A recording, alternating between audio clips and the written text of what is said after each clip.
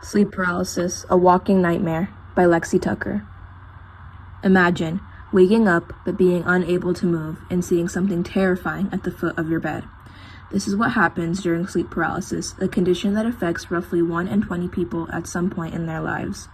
It's believed to be an unintended side effect of dreaming. When you dream, your brain sends a signal to your muscles to go limp so you don't act out the dream. This signal is supposed to stop when you wake up or when the dream ends. But people who suffer from sleep paralysis find themselves paralyzed and fully aware of their predicament. What's worse, the sleeper often experiences a frightening series of additional symptoms.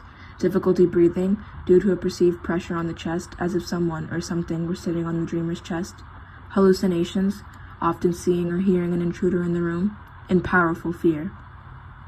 Taken together, the symptoms of sleep paralysis may explain stories of alien abduction in recent years or being harassed by demons in ages past.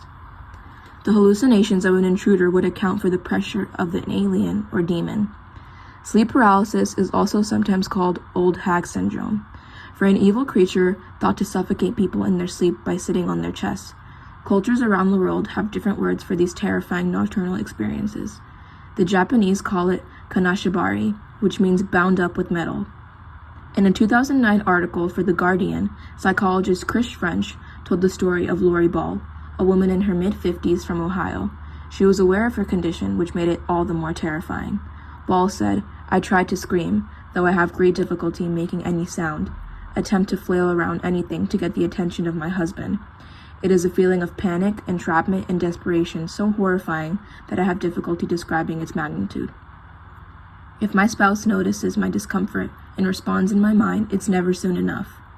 One cannot simply tell me to wake up and tap me on the arm. Often, I need to be shaken somewhat to be fully present. At that point, I wouldn't care if he slapped me hard, as the terror of being in that paralyzed state, totally helpless, is overwhelming. Knowing that it will end eventually is of no comfort. Every second is hell." Because sleep paralysis affects about 5% of the population, it could happen to you someday.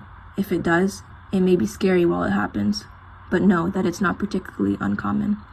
And the good news is, most people who suffer one episode of sleep paralysis do not have a chronic condition like Lori Ball.